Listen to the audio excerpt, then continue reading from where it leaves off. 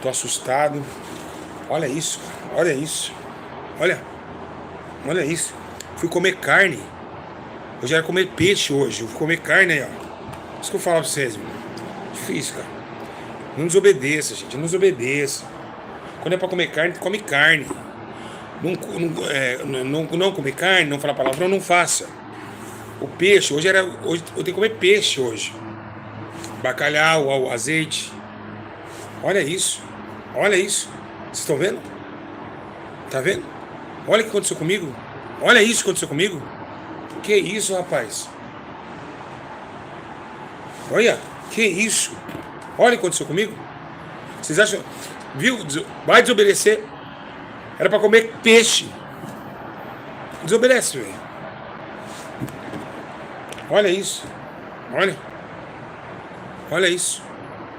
Olha o que aconteceu comigo. Olha isso. Vocês não estão vendo? Porque eu não comi peixe. Eu te provo, olha aqui, ó. O espetinho tá aqui, ó. Olha o espeto aqui, ó. Olha isso. Olha isso.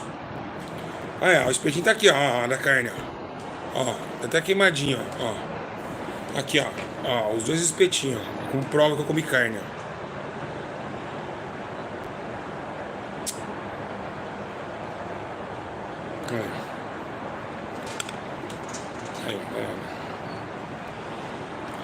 A prova tá aqui.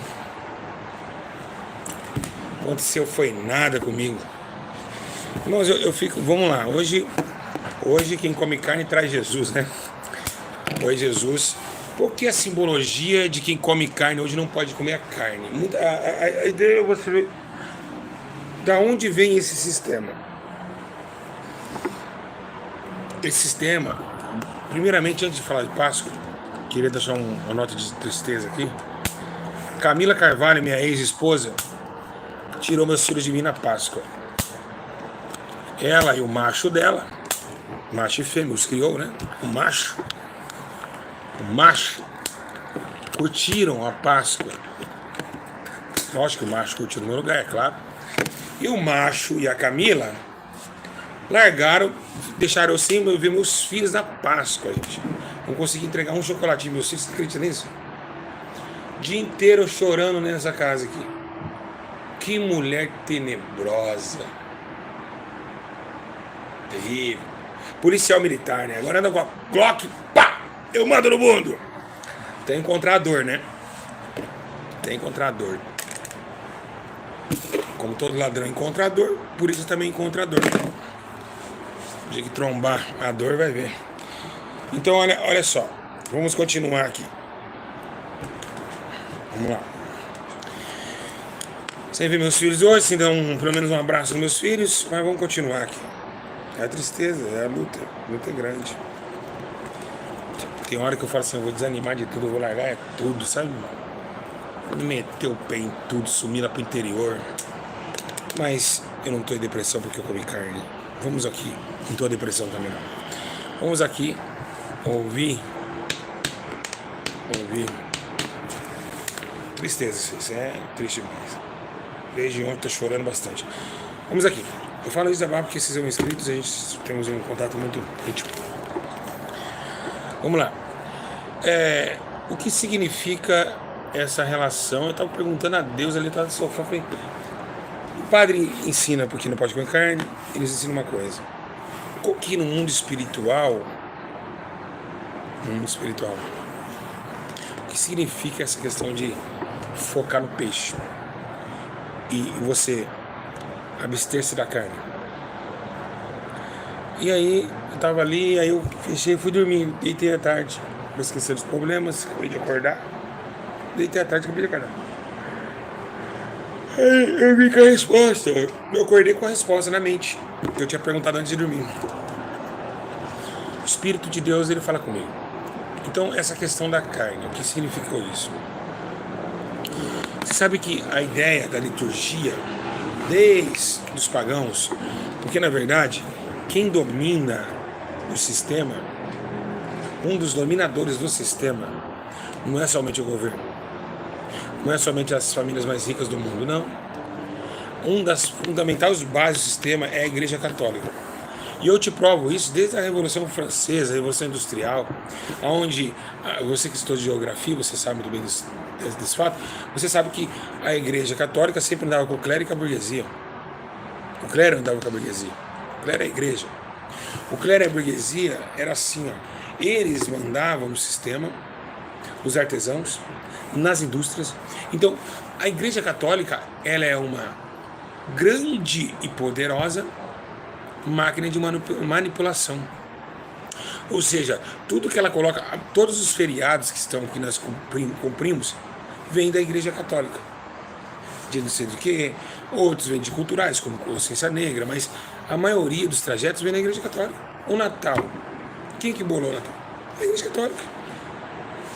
Então, se você vê hoje eles fazem um cálculo que Cristo hoje, né, nos meados desse tempo, ele foi traído por Judas no Getsemane. Judas sobe no Getsemane. Jesus, a Bíblia diz que Jesus, Marcos 14:32, ele reúne. Oh, isso dá vontade de chorar, rapaz do céu.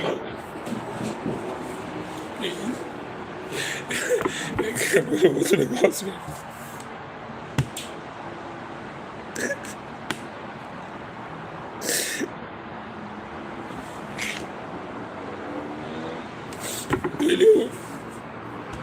Ele reúne seus 12 discípulos ali. Ele reúne seus 12 discípulos em Marcos 14:32. E aí ele começa a sentir uma lamentação. É claro que ele já sabia que ele predestinado a sua morte e também a sua traição, porque há uns dias atrás ele entrou numa Santa Ceia, num galpão, onde mesmo ele falou: você vai encontrar um homem e ele vai ceder aquele galpão que a gente vai fazer a ceia ali. Então a última ceia, ela foi uma ceia triste, vamos colocar assim dizer, porque nosso mestre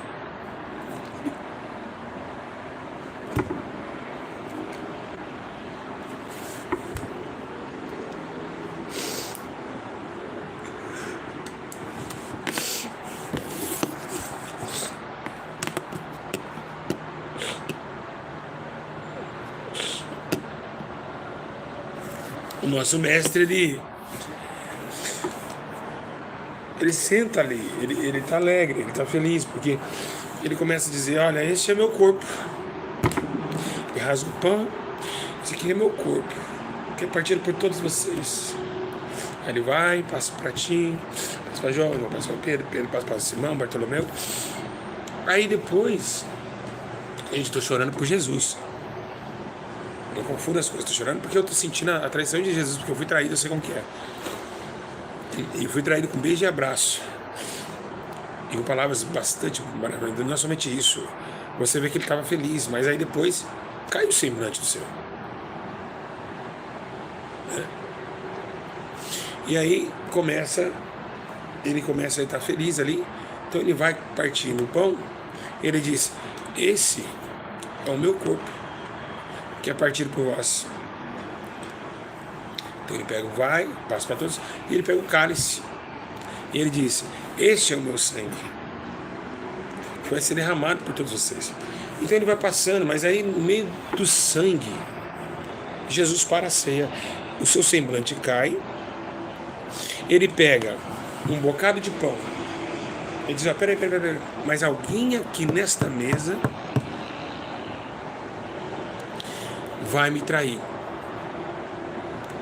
Tava lá Silvia, Cleide. Ah, não, desculpa. Não, peraí, eu tô confundindo, desculpa. Tava lá João, Pedro, só Deus. Pedro, João, Bartolomeu. E aí ele olha os seus olhares tristes. Ele pega assim, ele diz: aquele que eu molhar um bocado de pão nesse sangue e der a ele, esse há de me trair.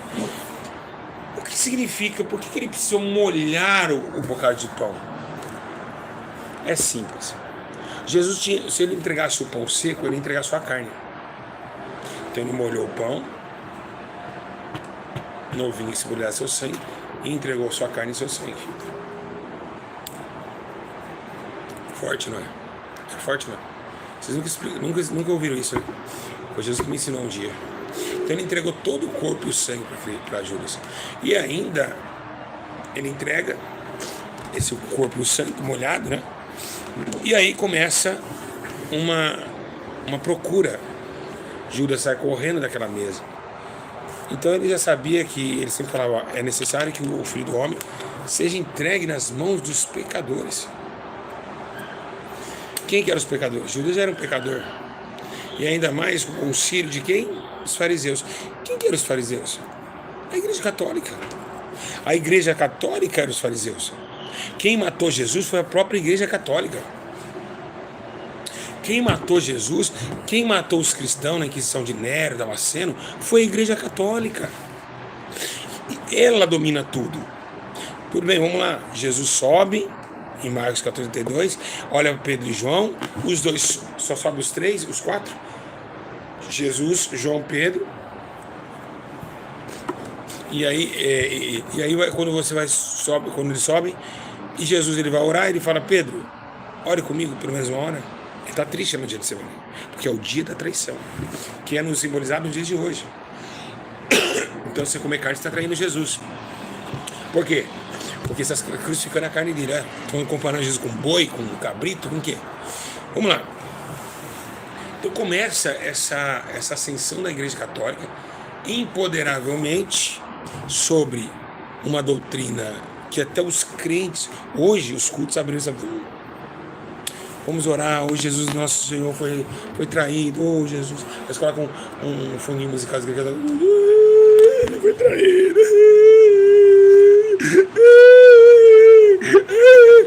Gente, nós traímos Jesus todos os dias. E você está chorando por traição dele? Quando você erra, você peca e traiu Jesus. Quando você fala mal do seu próximo, você já traiu Jesus. E você ainda vem querer chorar porque ele foi traído? Você é um maior traidor, é você. Sou eu. Que hipocrisia maldita que ninguém consegue enxergar isso. Ele foi traído. Nós fazemos pior do que Judas. Porque depois da sua morte e ressurreição que deu vida a todos os homens, nós rejeitamos a vida. Pior ainda. E muito mais do que 30 moedas de prata. Deus nos dá graça, nos dá paz, nos dá alegria. Muitas vezes pela tristeza Ele nos salva, nos livra de um acidente de carro. E a gente trai Ele. Pior ainda. Então aí vem as igrejas evangélicas. Meu amado, abraça seu irmão que está à direita. Que raiva que dá vontade de jogar uma bomba lá dentro. Pelas atos carnais, um raciocínio carnal ilógico. Não dá vontade de jogar uma bomba lá dentro? Faz seus sem vergonha, sem sabedoria nenhuma. Os crentes, Jesus traído. O sem vergonha hoje não pode mentir. Hoje não pode falar palavrão. Hoje não pode transar. Hoje não pode masturbar. Hoje, todo tipo de pecado. Mas amanhã pode. Amanhã, vixe. Os caras olham pra cerveja hoje e nossa, meu irmão, vai tomar ceva, né? Vamos respeitar Jesus. Amanhã, filho, churrasco pra todo quanto é tipo de bar aí. Você vai ver que churrasco aí dos católicos é uma sintonia alarmante e grave do sistema. Alarmante e grave do sistema. Que imputa nós a andar na sua corregedoria. Uma igreja onde o Papa manda nos cristãos. Uma igreja onde o Papa, esse filho de Satanás, filho do diabo, que santo não tem nada, Santíssima Trindade, Santíssimo, porcaria nenhuma. Porcaria nenhuma, santo o quê? Santo Papa, santo que passa, santo Papa o quê, rapaz? A dona do candomblé é a Igreja Católica. Ela é a dona do candomblé. Ela é a dona dos maiores... Gente, vocês falam... Olha, vamos aqui. Quem conhece a história de Hitler? Hitler. Quem conhece a história de Hitler? A Dani falou que tem cara de cachaceiro. É, Dani, sério? Eu bebi com seu pai. Tava bebendo com seu pai. Sério. Nossa, eu mamei com seu pai. Eu cheguei agora da sua casa. Eu tava com seu pai e sua mãe. Tá? Então, você vê. Quem conhece a história de Hitler? Conhece a história de Hitler? Sim. Nós repudiamos os atos de Hitler. Repudiamos a história de Hitler. Mas vamos aqui. Eu acabei de acordar minha menininha linda. Vamos aqui. E por que não repudiamos quem matou mais que Hitler? Hã? Hein? Hein, meus irmãos? Quem matou mais que Hitler? Os católicos. Por que ninguém fala da Inquisição Católica? Por que ninguém fala desse ato tão monstruoso que abalou o mundo? Hein, meus irmãos? Abalou o mundo, cara, a Inquisição. E não era... Peraí. Ó, tá vendo? Eles faziam isso aqui, ó. Tá vendo essa cruz aqui, ó?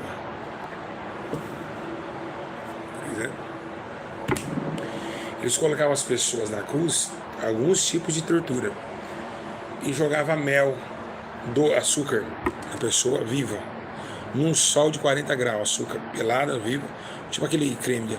As abelhas vinham, ele crucificado, e ficava torturando aquele rapaz. Outros foram crucificados, mas em vez de ter aqui o prego nos pés, tinha uma corrente com uma pedra de mais de 20 quilos, puxando seus membros inferiores a esticar até quebrar. Mulheres eram amarradas assim, os seus cabelos, como eram grandes, era uma pedra também até o seu crânio se deslocar. Tinha a roda da raladura, que era uma roda onde você... Era uma roda onde eles pegavam você, ao girar você os pés, você ficava torto a quebrar a sua coluna, mas ele rodava você, embaixo tinha um tapete de espinho, de ferros, e aí ralando você igual um ralador de queijo, rodando, você, toda hora que você passasse, você ralava um pouco. Outros tipos de tortura, muitas torturas terríveis e tenebrosas. A caixa do esquecimento, que você colocava uma pessoa bem, irmãos, só entrava, sabe aquele lugar que só entra você e assim, só entra você assim, e eles fechavam você, ali você ficava só numa posição, sem comida e sem bebida até a morte. Até a morte. São torturas que hoje os cristãos... Bom, nenhum de vocês trairia Jesus na hora, se tivesse Inquisição Católica. Vocês trairiam. Depois veio mais um modernismo, né? Que aí colocaram os cristãos na arena de Roma. Mas antes, Damasceno, aquele imperador romano, que depois veio depois de Nero, ele colocou no seu quintal, no quintal da casa dele, quando ele abria, sabe quando ele abria a janela para ver as flores? Colocou várias cruzes de cristãos crucificados. Então ele tinha o prazer de abrir assim e ver lá eles crucificados. Então, depois você procura a Inquisição Católica, as torturas foram terríveis. Jesus morreu feio, os cristãos morreram pior ainda. A morte de Jesus comparada ao seu povo foi uma morte leve. Vou repetir. A morte de Jesus comparada ao povo dele foi muito mais suave. Naquela cruz. Irmãos, o povo sofreu muito mais que Cristo. Muito mais. Por quê? Porque eles viram que Jesus, ele estava... Vamos fazer tipos piores. O povo sofreu pior. A dor de Jesus se compara na carne, lógico, com a dor que eles sentiram. Porque a de Jesus foi maior, porque foi na carne e no espírito, que ele sabia que estava fazendo pelo povo e o povo não ia se arrepender. Então foi pior ainda. Então, se vocês forem analisar bem, hoje é um dia da tradição do Senhor, domingo ele ressuscita, né? Muitas igrejas fazem a Santa Ceia, por isso. Hoje é dia da ressurreição. Então a Santa Ceia, porque quando Paulo ele descreve, ele simboliza a Santa Ceia, né? Ele coloca a liturgia da Santa Ceia por causa disso, para que o povo não ficasse adorando os dias da Igreja Católica. Falar, é hoje da Páscoa, não? Não. Paulo ele começa a dar uma liturgia para os crentes, dizendo, não, vocês têm como ver a sua morte e a ressurreição. Como? Na Santa Ceia. Quando nós dividimos o pão, ele morreu. Mas quando comemos o pão e tomamos o cálice, ele vive dentro de nós mesmos.